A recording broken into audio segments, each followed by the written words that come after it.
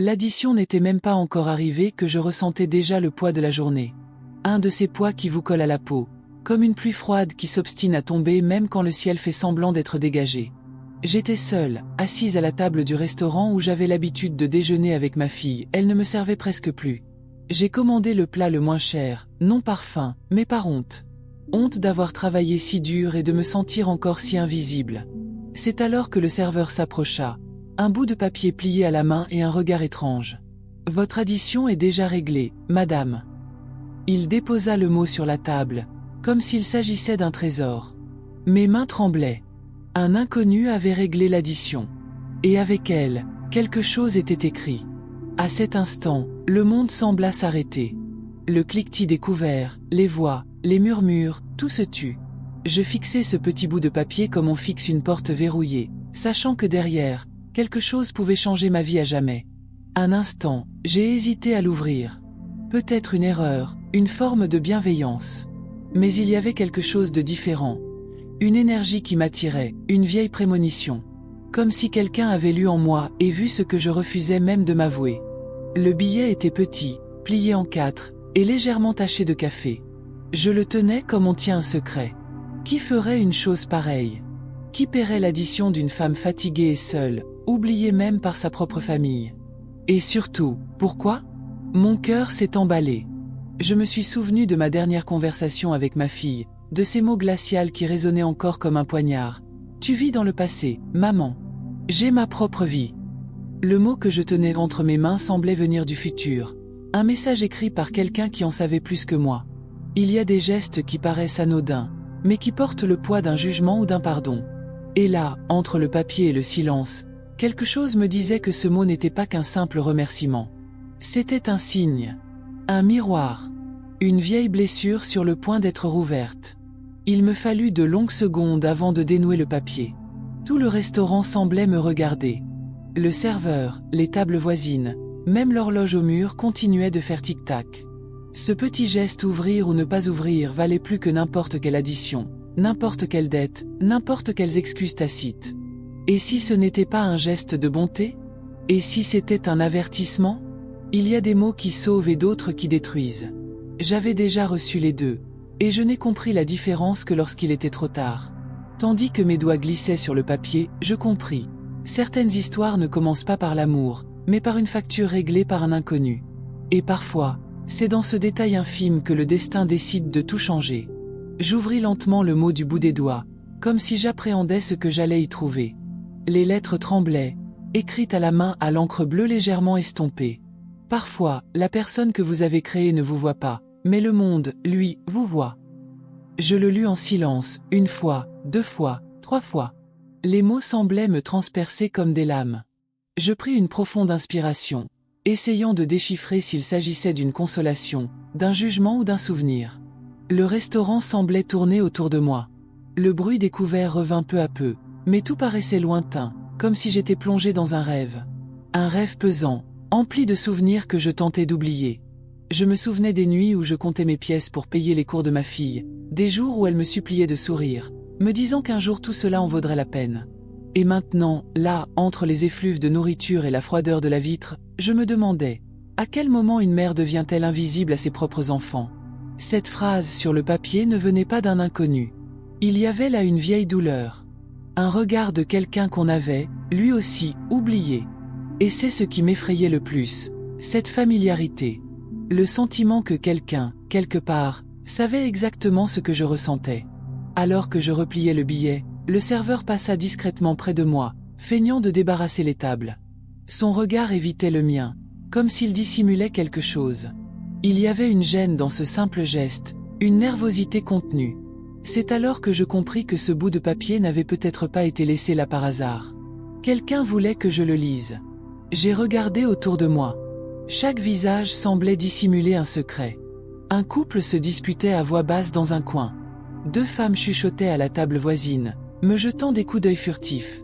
L'air avait un goût métallique, lourd. Je me sentais observée, et en même temps, étrangement vivante. Ces derniers mois, j'avais appris à vivre dans le silence. Depuis le départ de ma fille, l'appartement semblait un tombeau empli de voix oubliées. L'écho de ses rires, le parfum de son parfum dans le couloir. Tout s'était éteint lentement, comme une bougie éteinte. C'est peut-être pour cela que ce mot m'a tant touché. Parce que, pour la première fois depuis longtemps, quelqu'un m'avait vraiment vu. Le papier était encore chaud, comme s'il venait d'être écrit. Et cela m'a fait réfléchir. Qui aurait le courage de m'aborder ainsi? Une vieille connaissance? Un voisin trop observateur? Ou quelqu'un qui voulait me rappeler quelque chose que j'avais moi-même tenté d'enfouir? Le souvenir d'une date m'est revenu en mémoire, l'anniversaire de ma fille, qui approchait.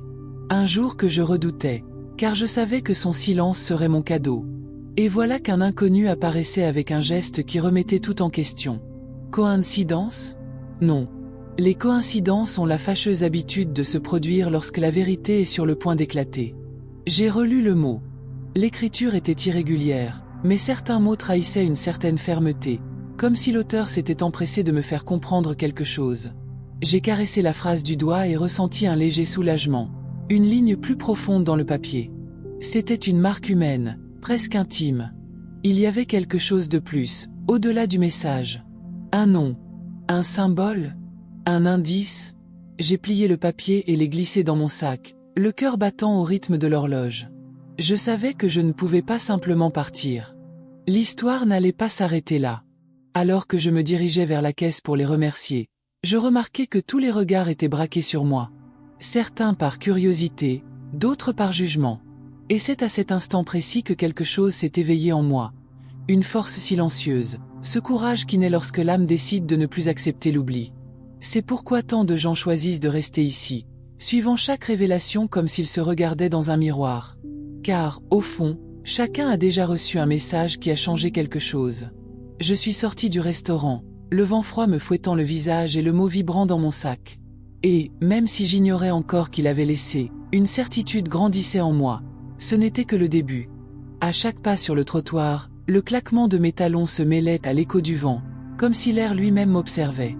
Le billet dans mon sac me paraissait plus lourd qu'il n'aurait dû l'être, comme s'il portait en lui quelque chose de plus profond que le papier, peut-être une confession, peut-être une vérité encore taboue. Les réverbères vacillaient, et la rue déserte m'enveloppait d'une pénombre qui évoquait les souvenirs les plus intimes. J'eus envie de retourner au restaurant, de demander au serveur qui avait payé, mais quelque chose me retenait. Une part de moi voulait préserver le mystère, comme si la réponse ne devait pas anéantir le peu de magie qui subsistait. Je suis rentré et j'ai laissé tomber mes clés sur le buffet. Le bruit métallique a résonné dans le vide. L'appartement embaumait la lavande et la solitude. Les photos au mur semblaient me fixer du regard, moi, ma petite fille, ses yeux encore pleins de confiance. J'ai effleuré le cadre du bout des doigts et j'ai ressenti la distance entre cette petite fille et la femme froide qui m'évitait désormais. Les mots du mot me sont revenus en mémoire. Celui que tu as créé ne te voit pas, mais le monde te voit encore. Je suis resté là, immobile, essayant de comprendre si c'était un espoir ou une cruelle ironie. J'ouvris mon sac, sortis le billet et le posai sur la table.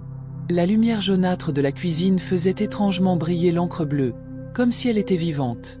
Je remarquai quelque chose que je n'avais jamais vu auparavant. Une marque discrète sur le bord inférieur, presque un symbole, comme si quelqu'un avait dessiné un petit cercle puis l'avait coupé en deux. Ce n'était pas une signature, mais cela ressemblait à une marque. À qui appartenait-elle? Mon cœur s'est emballé. Ce geste était trop intime pour venir d'un inconnu. Et pourtant, l'écriture m'était étrangère. J'ai passé la nuit à essayer de me souvenir si j'avais déjà vu ce symbole. Dans de vieilles lettres? Dans un livre? Rien ne me venait à l'esprit. Seul le silence de l'horloge, qui égrenait chaque minute comme si elle veillait sur moi. Le lendemain, je suis retourné au restaurant. La lumière du matin était aveuglante, le reflet des tasses, des tables, de tout m'éblouissait. Quand j'ai demandé l'addition au serveur, il a détourné le regard. Il m'a dit que l'homme avait payé en espèces et était parti peu après. Un homme? Ai-je demandé. Il a hésité. Je crois bien. Il portait un chapeau. Je ne voyais pas bien. Un détail insignifiant, mais qui m'a obsédé pour le reste de la journée. Elle portait un chapeau. Comme mon ex-mari. Mais il était mort il y a des années. Et même s'il était encore en vie, il n'aurait jamais fait une chose pareille. Ou peut-être que si. Les souvenirs affluaient, sa voix grave et posée, ses promesses de prendre soin de nous, et le silence pesant après le divorce. Il avait disparu de nos vies, ne laissant derrière lui que des dettes et un nom que ma fille refusait de prononcer.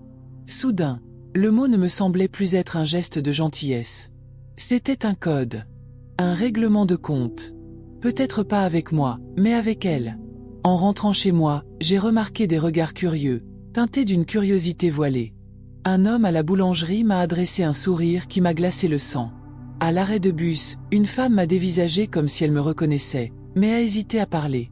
C'était comme si quelque chose en moi avait été mis à nu, comme si le mot avait ouvert une porte invisible. De retour chez moi, je me suis rassis à table. Le soleil filtrait à travers les fentes de la fenêtre, divisant la pièce en bandes d'ombre et de lumière. Sur la table, le mot semblait appartenir à la partie sombre. J'ai passé le doigt sur le papier et j'ai remarqué que l'odeur de café était encore là, persistante, comme un souvenir récent. J'ai pris une vieille loupe dans le tiroir et j'ai examiné le symbole. Il était subtil, mais je le distinguais mieux maintenant. À l'intérieur du cercle découpé se dessinait un trait fin, presque une lettre. Un E, un F. Le contour semblait avoir été tracé à la hâte, mais pas négligemment. Comme si l'auteur savait que je le chercherais. Cette nuit-là, je n'ai pas fermé l'œil. J'ai rêvé de pas dans le couloir, d'une silhouette coiffée d'un chapeau devant ma porte. Je me suis réveillé le cœur battant la chamade, avec un goût métallique de doute dans la bouche. Assise sur le lit, je réalisais combien ma solitude s'était muée en autre chose, en veillée, en attente. Ce n'était plus seulement l'absence de ma fille qui me faisait souffrir, mais le sentiment que quelqu'un, quelque part, allait réveiller le passé que je tentais d'enfouir. Le mot était toujours sur la table. Et dans ce silence entre l'aube et le matin, j'étais certain que ce n'était pas la fin de quoi que ce soit. C'était juste la première phrase d'une histoire que quelqu'un m'obligeait à lire. L'aube suivante se leva sans que j'aie dormi. Le soleil filtrait à travers les rideaux comme des lames d'or perçant l'obscurité. Il y avait du café dans la tasse, mais le goût était différent. Tout semblait différent. Mon regard se porta d'abord sur le mot posé sur la table, comme s'il recelait une réponse que je n'osais pas encore lire en entier. Le symbole dessiné sur le bord, désormais si visible, semblait palpiter au rythme du tic-tac de l'horloge.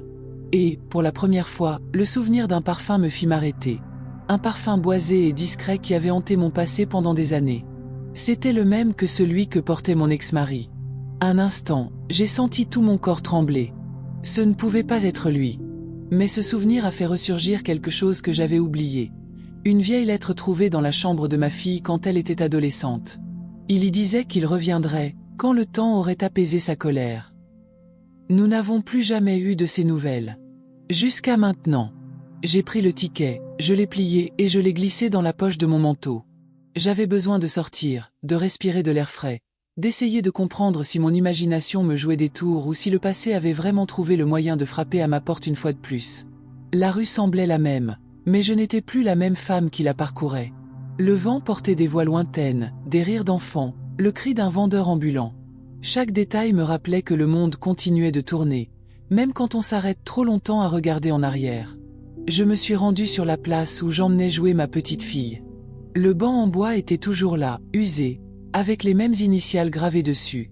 A plus M, je les avais écrites moi-même, au stylo, un jour où elle riait de tout et me serrait dans ses bras comme si l'avenir était éternel.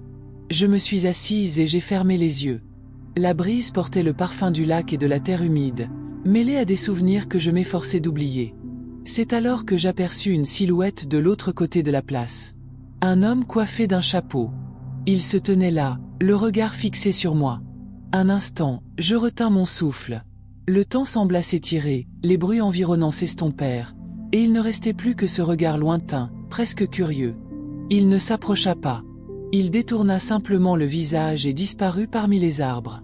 Je restais là, tentant de convaincre la raison que cela pouvait être une coïncidence. Mais le cœur ne croit pas aux coïncidences quand le passé a une odeur, une forme et un silence. Je suis rentré chez moi les jambes tremblantes et l'esprit en proie à une profonde agitation. Le mot, le symbole, le chapeau. 3 pièces d'un puzzle que je n'avais jamais demandé à assembler. En moi, quelque chose oscillait entre la peur et le désir. Et c'est à ce moment précis que beaucoup ressentent le besoin de soutenir ce cheminement, laissant une trace silencieuse de l'impact du message, car chacun a déjà senti son cœur s'emballer à la vue d'un souvenir tenace. J'ouvris les fenêtres. La lumière de l'après-midi inonda la pièce, et dans cette clarté, je réalisai à quel point ma maison était devenue un refuge pour les fantômes. Sur la table, une pile de vieilles lettres, toutes restées sans réponse. J'en pris une, datée d'il y a des années, et remarquai que l'écriture était semblable à celle du mot. La même fermeté dans les traits, la même légèreté à la fin de chaque ligne. Le même « E », tracé comme s'il s'agissait d'un symbole. J'ai senti une oppression à la poitrine. Je n'avais pas rêvé. Quelqu'un m'observait depuis un certain temps, peut-être pour se racheter, peut-être pour me provoquer. Mais pourquoi maintenant? Qu'est-ce qui avait changé? À la tombée de la nuit, le téléphone fixe sonna. Un son aigu et familier. Je laissai sonner une fois, 2 fois, 3 fois. À la 4e, je décrochai. Le silence à l'autre bout du fil était si profond qu'il semblait peser une tonne. Je pris une inspiration et prononçai le premier « Allô » depuis des années, un murmure à peine audible. La ligne grésilla, puis une voix grave, presque inaudible, demanda simplement « Avez-vous lu ce qui était écrit ?» Je fus paralysé. Avant que je puisse répondre, la communication fut coupée. Je restais là, les écouteurs à la main, le cœur battant la chamade. Le mot, désormais rangé dans ma poche, me brûlait la peau. C'était comme si les mots imprimés dessus étaient vivants, respirant avec moi, attendant mon prochain geste. Je ne sais pas si c'était le destin qui approchait ou simplement le passé qui réclamait d'être affronté. Mais il y avait quelque chose dans l'air, une prémonition, un fil invisible qui ramenait à la surface chaque souvenir oublié. Et je le savais, quoi qu'il arrive, ce ne serait pas anodin. L'appel s'est terminé, mais le son de cette voix me hantait. C'était comme si elle résonnait encore dans la maison, vibrant dans les murs, se mêlant au bruit lointain des voitures dans la rue. Je suis restée plantée au milieu de la pièce, le téléphone à la main, incertaine si je venais de revivre une apparition ou si j'avais répondu à un avertissement. Je me suis assise lentement, essayant de faire le point sur le chaos qui régnait en moi. Le mot était toujours là, dans la poche de mon manteau, et je le sentais pressé contre ma poitrine, palpiter comme un second cœur. J'ai passé la nuit blanche, à observer les ombres danser au plafond. Parfois, le silence est plus pesant que tous les mots. À chaque craquement du plancher, à chaque bruit dans la maison, je me demandais s'il y avait quelqu'un de l'autre côté de la porte, attendant que je fasse le premier pas. La peur, à ces moments-là, a une odeur, un mélange de poussière, de bois et de souvenirs. À l'aube, je me suis levée et j'ai préparé du café. La vapeur montait lentement, dessinant des formes dans l'air, comme pour tenter d'écrire ce que je ne comprenais toujours pas. C'est alors que j'ai remarqué quelque chose de nouveau. Le mot que j'avais laissé sur la table la veille était plié différemment. Plus petit, plus soigneusement. Et dans un coin, une nouvelle marque, un très fin barrant le symbole circulaire. Une coupure. Une modification. Le sol semblait se dérober sous mes pieds. J'effleurai le papier du bout des doigts, et une certitude glaciale s'imposa. Quelqu'un était passé par là. Quelqu'un qui savait où j'habitais. Quelqu'un qui voulait me prévenir, ou me faire peur. Mon premier réflexe fut de courir à la fenêtre. Le jour se levait lentement, teintant les rues d'un gris pâle. Dehors, la même place, le même silence, le même banc où j'avais aperçu l'homme au chapeau. Mais quelque chose avait changé. Au milieu du jardin, près des fleurs, une enveloppe blanche. Je descendis les escaliers, le cœur battant la chamade. À chaque marche, l'impression d'être observé s'intensifiait. L'air semblait plus lourd et le froid matinal me transperçait jusqu'aux os. Arrivé à l'enveloppe, je remarquai qu'elle était légèrement humide, comme si elle avait été déposée là récemment. Mon nom y était écrit à la main, de la même écriture tremblante que sur le mot. Je l'ai ouverte. À l'intérieur, une vieille photo jaunie d'une journée que j'avais tenté d'oublier. Ma fille, lui et moi, mon ex-mari, devant la maison de notre enfance. Au dos, une autre phrase. Toute disparition n'est pas une évasion. Ces mots me transperçaient comme du verre. J'avais l'estomac noué, le corps tremblant. Cette photo n'était plus qu'un souvenir. Je l'avais brûlée moi-même, des années auparavant, dans un moment de désespoir. Comment pouvait-elle être là, intacte, comme renaître? Je suis rentrée chez moi tremblante. La photo et le mot formaient désormais une double menace, 2 fragments d'un mystère indéchiffrable. Le sentiment de perte se mêlait à quelque chose que je refusais d'admettre, l'espoir. Car, aussi absurde que cela puisse paraître, une part de moi voulait croire que cette présence, même sombre, signifiait qu'il était encore près de moi. Qu'il y avait peut-être une explication. J'ai passé mes doigts sur le verso de la photo, essayant de déchiffrer l'écriture, le poids des mots. Que voulait-il dire par « toute disparition n'est pas une fuite » M'observait-il? Ou essayait-il de protéger quelqu'un, peut-être elle, notre fille, qui a toujours cru qu'il nous avait abandonnés volontairement? Il était presque midi quand on frappa à la porte, ce qui me fit sursauter. 3 coups brefs et fermes, comme ceux de quelqu'un qui sait qu'on va lui ouvrir. J'attendis quelques secondes avant d'aller m'approcher. Le couloir me parut plus étroit, l'air plus lourd. Je regardai par le Judas. Personne. J'ouvris lentement la porte, le cœur battant la chamade. Sur le sol, un petit paquet enveloppé dans du papier craft. Aucune adresse d'expéditeur. Je le ramassai avec précaution et, dès que je le touchai, je compris qu'il contenait quelque chose de métallique. Je remontai, m'assis à table et, les mains tremblantes, j'ouvris le paquet. À l'intérieur, un vieux porte-clés. Le même que le sien. Un petit rectangle de cuir avec les initiales gravées en argent. EM. Et, attaché au porte-clés, un morceau de ruban bleu, celui-là même que je portais dans les cheveux de notre fille quand elle était petite. J'avais l'impression que le sol tournait autour de moi. C'était comme si le temps s'était noué, mêlant passé et présent en un seul souffle. Chaque objet semblait en ramener une partie, et, en même temps, m'entraîner dans une histoire que je n'aurais peut-être jamais vraiment comprise. Je suis resté planté devant ce porte-clés pendant des minutes qui m'ont paru des heures. Les souvenirs ont déferlé comme des vagues. Son rire, la façon calme dont il pliait ses chemises, le regard froid de ses adieux. Et, au milieu de tout cela, une pensée s'est installée comme un poison. Et s'il n'était jamais parti de son plein gré? J'ai fermé les yeux et senti le poids du silence. Le mot, la photo, le symbole, la voix. Tout indiquait quelque chose qui allait surgir, quelque chose qui, jusque-là, avait sommeillé sous la poussière de mon histoire. Et je savais, avec la même lucidité que celui qui presse l'orage qui approche, que la prochaine découverte ne le concernerait pas seulement. Elle me concernerait aussi. J'ai passé le reste de l'après-midi le porte-clés serré dans ma main, comme si je tenais un fragment de temps dont je ne sais que faire. Le cuir était rugueux, et à chaque effleurement de mon pouce, j'entendais des pas perdus dans de vieux couloirs, la maison que nous avions, le tiroir où il gardait sa monnaie, le rire étouffé de notre fille quand j'avais noué le ruban bleu dans ses cheveux en lui disant qu'un jour tout serait plus simple. À présent, ce même ruban me semblait une question. À quel moment un nœud d'enfant se transforme-t-il en nœud dans la gorge d'une mère? J'ai pressé mon front contre la vitre. Le verre était encore frais du petit matin, et je me suis vu refléter entre les immeubles, petites, doubles, fragmentées. La ville continuait son cours indifférent. Klaxon, bus, un vendeur de maïs passant avec sa charrette, sa voix rauque offrant un réconfort sur un bout de papier.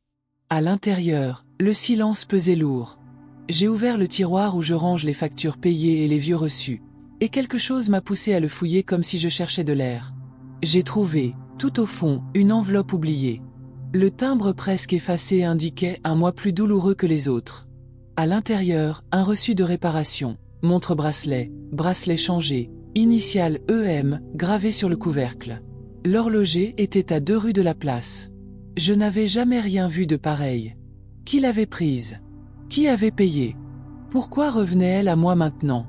Je suis parti avant même d'avoir fini ma pensée. L'après-midi déclinait, et le soleil léchait les murs comme un feu doux. Sur le trottoir, les arbres projetaient de longues ombres, ponctuées d'étincelles de lumière. Je me suis dirigé vers l'horloger, avec ses portes étroites et sa vieille vitrine où, si l'on y prête attention, le temps se déploie, aiguille, ressort, dans d'engrenages qui broient les minutes. Le propriétaire m'a regardé par-dessus ses lunettes, le visage marqué non par l'impatience, mais par la lassitude de quelqu'un qui avait été témoin d'une longue attente. Je lui ai montré le reçu. Il a froncé les sourcils, m'a demandé de l'examiner de plus près, et le silence entre nous est devenu pesant. Il est vieux, a-t-il dit, plus pour lui-même que pour moi. Il y avait un mot dessus, si je me souviens bien. Cela m'a interpellé. Quel mot? Il a hésité. Il a fouillé dans les tiroirs comme quelqu'un qui tamise le sable à la recherche d'un objet perdu à marée basse. Il a sorti un morceau de papier plié, déjà décoloré par le passage de tant de mains. Retournez voir la dame si quelqu'un vous demande l'heure, pouvait-on lire. L'écriture était la même. Le cercle découpé marquait la bordure. J'étais sans voix. Le propriétaire déposa le mot sur le comptoir avec respect, comme s'il rendait la photo d'une personne revenue juste pour un bref instant. Qui a apporté ça? Il haussa les épaules avec une douceur qui n'était pas de l'indifférence, mais de la bienveillance. Un homme avec un chapeau. Il a payé d'avance. Il a dit que la dame risquait d'être en retard. Je le remerciai d'une voix à peine audible. Je repartis les mains vides, les poches pleines de pancartes. Dans la rue, la lumière commença à se teinter de couleurs froides. Les gens passaient, les yeux rivés sur des écrans qui coûtaient plus cher que mon silence. À chaque visage, je me demandais si quelqu'un gardait mon nom en tête, comme on accroche ses clés pour ne pas rater la sortie. Au carrefour, le feu mit suffisamment longtemps à s'éteindre pour que je puisse me revoir dans son reflet.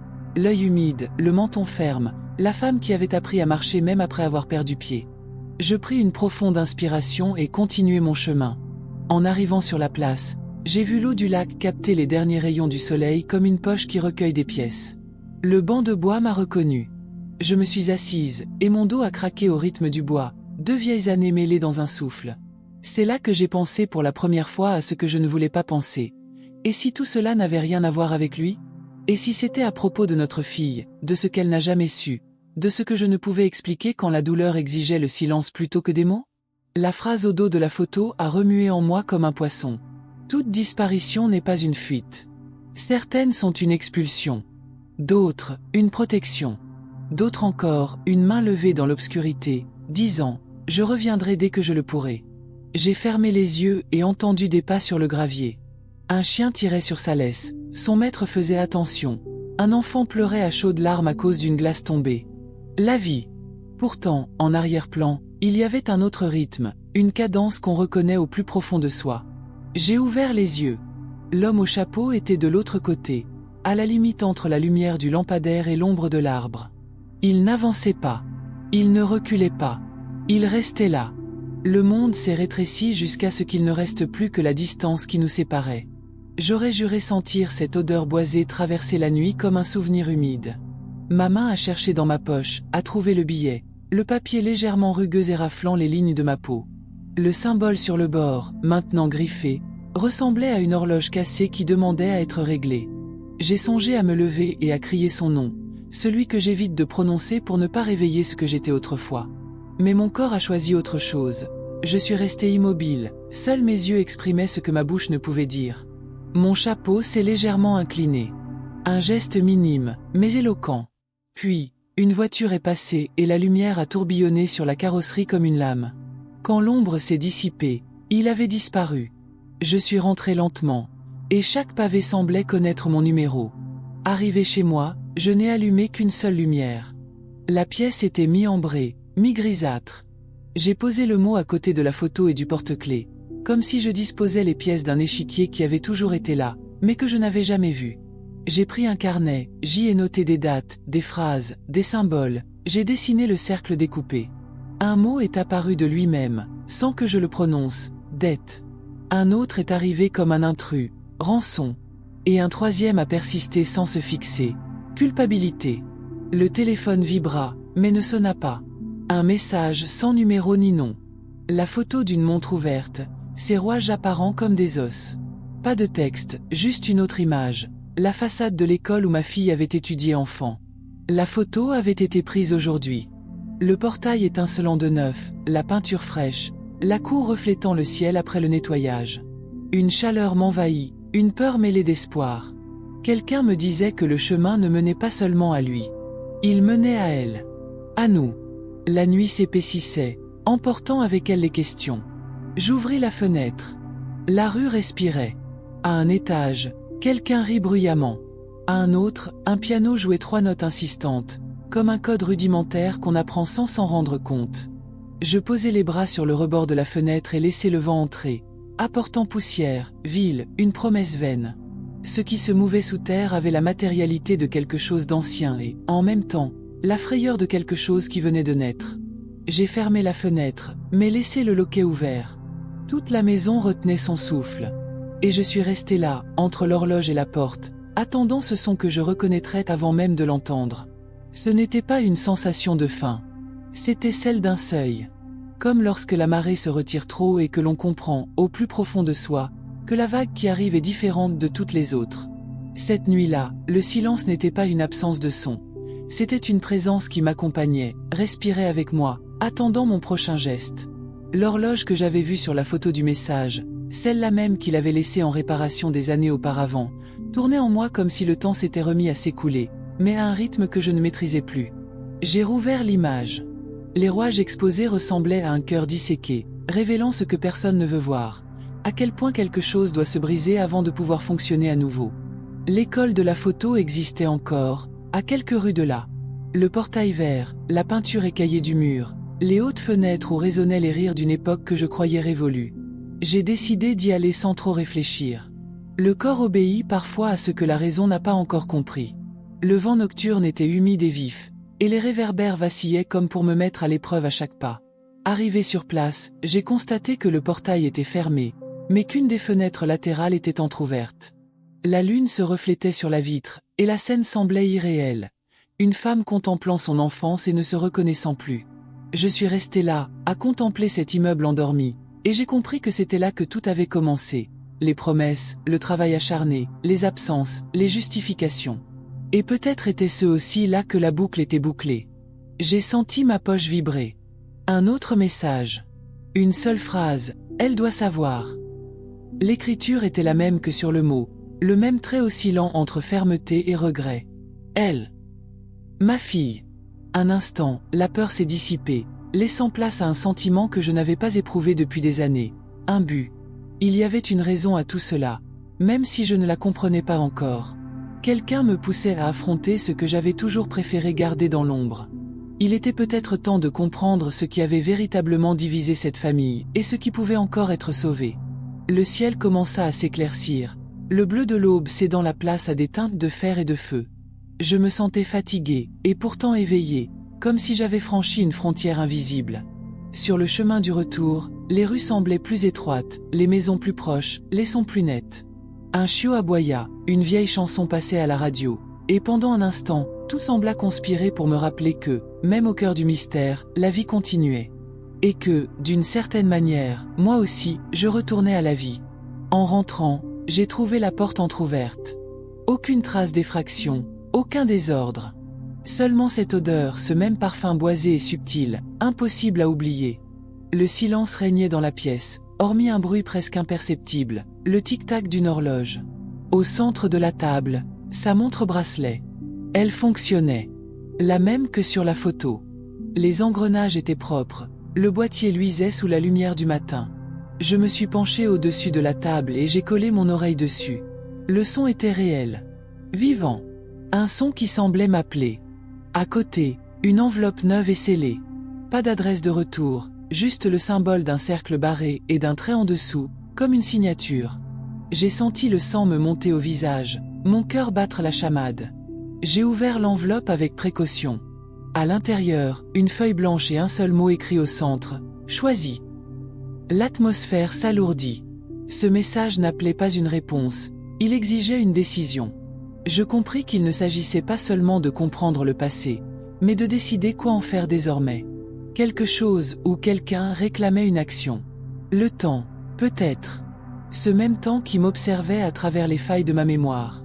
Je suis resté là de longues minutes, à guetter l'instant précis où la peur a commencé à se muer en stratégie. Car, au fond, chaque mystère exige une réaction. Chaque indice recueilli jusque-là formait une carte, et chaque souvenir oubliait une clé. S'il essayait de me dire quelque chose, il me fallait apprendre à l'écouter. Et cette fois, je ne serai pas celle qui attend. Je serai celle qui enquête. Celle qui reconstitue. Tandis que le soleil se levait lentement, je pensais à ma fille. À la distance qui nous séparait, aux mots que nous n'avions jamais prononcés, aux blessures que nous avions héritées sans le savoir. Peut-être était-ce à cause d'elle que tout cela se produisait. Peut-être que ce mot n'était pas un avertissement, mais une invitation. Une invitation à réécrire l'histoire et à comprendre, une fois pour toutes, ce qui avait été véritablement perdu. J'ai pris la montre et l'ai attachée à mon poignet. Son rythme semblait se fondre avec ma respiration. Un battement annonciateur de nouveau départ, incertain, mais plein de vie. J'ai ouvert le carnet et écrit le mot « choix » en haut de la page. En dessous, j'ai commencé à noter des souvenirs, des noms, des dates, des sentiments. Chaque ligne était une tentative de traduire ce que le destin me disait sans mots. Le jour se levait quand je réalisais que, pour la première fois depuis longtemps, je n'avais plus peur de l'avenir. Le passé m'avait assez hanté. Désormais, c'était lui qui me devait des réponses. Et, tandis que je contemplais le soleil se refléter sur la vitre, Je compris que la vie règle parfois ses comptes d'une manière que le cœur a besoin de déchiffrer lentement. C'est peut-être pour cela que certaines histoires résonnent si profondément, parce que ceux qui les entendent ressentent, au fond d'eux-mêmes, la même question à laquelle je ne connais toujours pas la réponse. Quel serait votre choix? L'horloge continuait de tic-taquer, immuable, comme si chaque seconde était un rappel de ce qui allait suivre. Ce son, jadis réconfortant, sonnait désormais comme un défi. Je la fixais sur la table, les rouages tournaient avec une précision presque cruelle, les aiguilles transperçaient le temps tel de fines lames. Ce n'était pas un simple objet rendu. C'était un appel silencieux. Et le mot « choix », encore frais sur la page blanche, pesait comme une sentence. La maison semblait respirer au rythme de mes pas, lentement, attentivement. Les ombres s'animaient tandis que la lumière du soleil filtrait à travers les interstices de la fenêtre. Le vent, tel une horloge, la faisait trembler, comme si les lettres étaient vivantes, impatientes, implorant d'être relues. Choix. Si simple, si dévastateur. Choisir quoi? Continuer à fuir le passé ou l'affronter, même si cela signifiait découvrir des vérités susceptibles de me briser? J'arpentais la pièce, à bout de souffle. Je touchais les murs, les souvenirs encadrés, les échos d'une vie disparue. Chaque recoin de la maison semblait receler un secret. Le miroir du couloir reflétait quelque chose qui n'était pas seulement mien. C'était la femme que j'avais été, qui tentait encore de me parler. Son image semblait me demander si j'étais prête à payer le prix de la connaissance excessive. J'ai ouvert le vieux meuble, celui où je rangeais des boîtes de souvenirs. À l'intérieur, j'ai trouvé des lettres, des photos, des billets de voyage. Parmi eux, un fin dossier presque oublié, avec le nom de ma fille griffonné au stylo. À l'intérieur, une vieille copie d'un dossier judiciaire. Le tampon indiquait « confidentiel ». Mes mains tremblaient avant même de l'ouvrir. Et quand je l'ai fait, j'ai vu son nom, celui de mon ex-mari, lié à quelque chose que je n'aurais jamais imaginé, une enquête. Détournement de fonds, omission, témoin caché. Tout cela remontait à l'époque de sa disparition. Le mot « fuite » me revint à l'esprit, mais avec une autre signification. Peut-être ne nous avait-il pas fui. Peut-être fuyait-il quelque chose de bien plus grand. Peut-être que disparaître était notre seule chance de survie. Les lignes du document se brouillaient sous mes yeux, comme si la vérité s'insinuait entre elles. Il était question d'un témoin protégé. Une femme. Sans nom. Juste les initiales MS. Je me suis figé. C'étaient les initiales de ma fille. Assise par terre, la feuille tremblait entre mes mains. Les souvenirs se brouillaient. Le jour où elle avait pleuré enfermée dans sa chambre, les longs silences, les regards vides lors des réunions de famille. Que avais-je manqué? Que savait-elle que je n'avais pas vu? Le tic-tac de l'horloge se mêlait au battement de mon cœur. Pour la première fois, je réalisais à quel point ces deux rythmes semblaient s'opposer. Le temps qui voulait avancer, et moi qui tentais de le retenir. Je me levai, regardai par la fenêtre. La rue continuait comme d'habitude, les voitures, les gens, le monde à son rythme habituel. Et pourtant, tout était différent. J'ai décroché le téléphone. Le nom de ma fille s'affichait à l'écran, attendant un appel que j'hésitais à passer. Je pouvais appeler et mettre fin au mystère, ou attendre et voir où cette intrigue me mènerait. La peur de la perdre à jamais me paralysait. Et, d'un autre côté, la curiosité de comprendre ce qu'elle cachait m'attirait avec une force presque physique. J'ai laissé le téléphone sur la table et je suis retourné à la fenêtre. Dehors, le vent soulevait les feuilles mortes, les faisant tourbillonner en spirale comme si le temps me montrait ce qui arrive à tout ce qui est emporté sans être résolu. Un jour, cela revient, tourbillonnant, réclamant sa place. En me regardant dans le miroir, j'ai remarqué quelque chose de différent. Sur le verre embué, gravé par la vapeur de mon souffle, figurait le même symbole, le cercle barré. Le même que celui qui apparaissait sur le billet, sur la photo, sur la montre. Mais maintenant, il était chez moi. J'ai passé le doigt sur la ligne, et le symbole s'est dissous, coulant comme une larme. Un instant, j'ai cru rêver, mais la marque humide est restée. Ce n'était pas une illusion. C'était un message. Quelqu'un était passé par là. Un frisson me parcourut. Je me dirigeai vers la chambre et vis le tiroir de la table de chevet ouvert. À l'intérieur, une petite enveloppe, identique aux précédentes, m'attendait. Je l'ouvris avec précaution, le cœur battant la chamade, et n'y trouvai qu'une photographie. Cette fois, une photo récente. Moi, debout devant l'école, les yeux rivés sur le portail. La photo datait de la nuit précédente. J'avais les mains moites. Quelqu'un m'observait. Quelqu'un voulait que je le sache. Au dos de la photo, une phrase écrite au stylo. Tout ce que tu as protégé n'était pas vraiment en sécurité.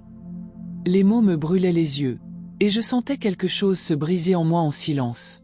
La protection que je croyais offrir à ma fille était peut-être précisément ce qui la retenait prisonnière. Ce que je prenais pour de l'amour était peut-être de la peur. Et la peur, déguisée en affection, peut devenir la prison la plus douloureuse. Je me suis assise au bord du lit et j'ai pris une profonde inspiration. Le tic-tac de l'horloge continuait, chaque seconde me rappelant qu'il n'y avait plus de retour en arrière possible. L'histoire se déroulait devant moi comme un abîme, et j'allais y plonger mon regard. La lumière de l'après-midi filtrait à travers les fissures, traçant des traînées dorées sur le sol. Entre elles, la poussière était suspendue, telle une myriade d'étoiles en mouvement. Et c'est là, au milieu de cette lumière fragmentée, que j'ai compris. Les vérités les plus profondes sont celles qui brillent le plus intensément lorsqu'elles décident enfin d'émerger. Mais la lumière peut aussi aveugler. Et je savais qu'à partir de cet instant, tout ce que je verrais ou découvrirais changerait non seulement le passé, mais aussi le peu qu'il restait de l'avenir. La photo était encore entre mes mains quand j'ai réalisé à quel point le silence pouvait être assourdissant. Chaque objet autour de moi, l'abat-jour, les rideaux, le cadre de travers au mur, semblait m'observer, complice d'un secret que tous connaissaient sauf moi. La phrase écrite au dos de la photo résonnait en moi. Tout ce que tu as protégé n'était pas vraiment en sécurité. C'était une sentence, un avertissement, peut-être même un pardon. Mais surtout, c'était une invitation à la vérité, et les vérités sont rarement indolores. Je me suis levé lentement. L'air de la maison semblait plus lourd, comme si quelque chose s'était infiltré par les fissures pendant mon sommeil. Je suis retourné devant le miroir. La tache d'humidité avait déjà disparu, mais je savais qu'elle avait été là. Comme si le temps me disait « Tu en as assez vu, maintenant regarde ce qui reste ». J'ai pris la montre sur la table, je l'ai ajustée à mon poignet et j'ai senti le métal froid contre ma peau. Son poids était le même qu'il y a des années, lorsque je la lui avais offerte, pour un anniversaire qui s'était achevé dans le silence et la distance. À présent, cette même montre semblait mesurer non pas des minutes, mais des souvenirs. Je me suis assise sur le canapé et j'ai fermé les yeux. Le tic-tac de l'horloge s'est mêlé à mes souvenirs, et un instant, je suis retourné à ce lointain après-midi où ma fille était rentrée de l'école, les yeux rouges, évitant mon regard. J'avais insisté pour savoir ce qui s'était passé. Elle avait simplement dit « Certaines vérités font plus mal quand elles sont dites trop tôt ». J'avais ri à l'époque, trouvant sa maturité précoce amusante. Aujourd'hui, je comprends qu'elle portait peut-être déjà en elle quelque chose qui n'aurait pas trouvé sa place dans le cœur d'un enfant. La lumière du matin inonda violemment la pièce. J'ouvris la fenêtre. La rue était toujours la même, mais le monde semblait différent. Une voiture garée de l'autre côté de la rue attira mon attention. Vitre teintée noire. La même voiture que j'avais vue quelques jours plus tôt, arrêtée au coin de la rue, moteur éteint, phares éteints. J'eus un mauvais pressentiment. La sensation d'être observé cessa d'être de la paranoïa et prit forme, une odeur, une réalité. Mon téléphone vibra sur la table. Un nouveau message. Expéditeur inconnu. Ne pars pas seul. Cette phrase brève et sèche me frappa. L'instinct me disait d'obéir, mais la colère s'y opposait. J'étais lasse d'attendre, d'avoir peur, d'obéir à des voix invisibles. J'attrapai mon manteau, fourrai le mot dans ma poche et partis. Le vent matinal me fouettait le visage et la vive lumière du soleil semblait se moquer de mon empressement. J'errais sans but, guidé seulement par une intuition qui me ramenait sans cesse au même endroit, l'école. En m'approchant, le portail vers me parut différent. Les cris des enfants à la récréation semblaient lointains, étouffés, comme venus d'une autre dimension. À chaque pas, le sol craquait sous mes chaussures. Arrivé au portail, j'aperçus quelque chose accroché à la rambarde. Une enveloppe blanche, fermée par un ruban bleu. De la même couleur que le ruban que je mettais dans les cheveux de ma fille quand elle croyait encore que le monde était simple. J'ai ramassé l'enveloppe avec précaution. À l'intérieur, un morceau de papier et une photo. La photo montrait ma fille, devant cette même école, quelques jours auparavant. Et derrière elle, une silhouette partiellement floue. Un homme avec un chapeau. Le même. Sur le mot, une seule phrase. La vérité ne peut être cachée, elle est attendue. Tout mon corps tremblait. L'école tournait autour de moi. Je me suis assise sur un banc du parc pour reprendre mon souffle, essayant de reconstituer un puzzle qui se réinventait sans cesse. À chaque nouvelle découverte, le centre de l'histoire se déplaçait. Il ne s'agissait plus de lui, ni de moi. Il s'agissait d'elle et de ce qu'elle avait choisi de porter seule pendant toutes ces années. J'ai regardé la photo à nouveau. Le flou à l'arrière-plan semblait intentionnel, comme si quelqu'un avait barré le visage pour éviter toute reconnaissance. L'ombre, en revanche, m'était familière.